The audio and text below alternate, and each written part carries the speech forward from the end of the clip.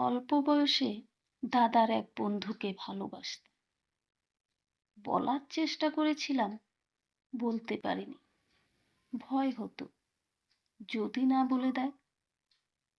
বিষয়টা নিয়ে এখন প্রায়ই ভাবি, কি হতো যদি সাহস করে বলতাম। আচ্ছা, সে কি রাজি হতো? আমি তো দেখতে অতটাও মন্দ না। আমার প্রেম নিবেদন কি তার মন অব্দি পৌঁছতে পারতো? বড্ড মনে পড়ে ওনার কথা। একবার ওর জন্মদিনে একটি গল্পের বই উপহার দিয়েছিলাম। বলেছিলাম আজ রাতেই বইটা পড়বে। বইটার ভিতর একটা চিঠি দিয়েছিলাম। লিখেছিলাম, অনুপদা, তোমার একটা শার্ট আমায় দেবে? যখন একা মনে হবে, শার্টটাকে বুকে জড়িয়ে ধরে রাখবো। এই লেখাটা পড়ে যে কোনো পুরুষই বুঝতে পারবে চিঠি দেওয়া মেয়েটা তার প্রেমে হাবুডুবু খাচ্ছে। কিন্তু অনুপদা বুঝতে পারেনি।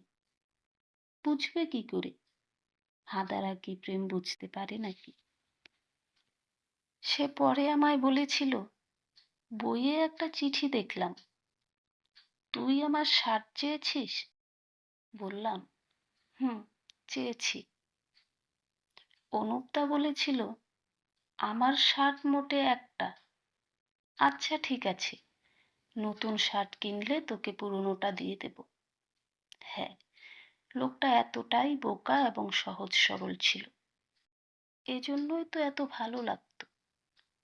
থাক, সেসব স্মৃতিচরণ। আমি এখন বিবাহিত, এসব ভাবাও তো অন্যায়। বিষাদময় এক বিকেলে জানালার কার্নিশ ধরে দাঁড়িয়ে বাইরের শিমুল গাছটার দিকে তাকিয়ে আছি। ফোন বেজে উঠল। অচেনা নাম্বার। ধরলাম। ওপাশ থেকে পুরুষালী কণ্ঠে ভেসে এলো, 10 বছরেও আড়ষ্টতায় কখনো বলতে পারিনি, আজ বললাম, ভালোবাসি তোমায় রাজকন্যা। এতটুকু বলেই কল কেটে গেল। কে কে ছিল ছেলেটা? দিবারাত্র উৎকণ্ঠাটায় কাঁদতে লাগলো। বুকে ইদানিং ভীষণ ব্যথা বোধ হয়। প্রথম প্রেম সযত্নে বুকে লুকিয়ে রেখেছিলাম, এখন সে বড্ড ওকে দিচ্ছে। প্রথম ভালোবাসা কখনো ভোলা যায় না।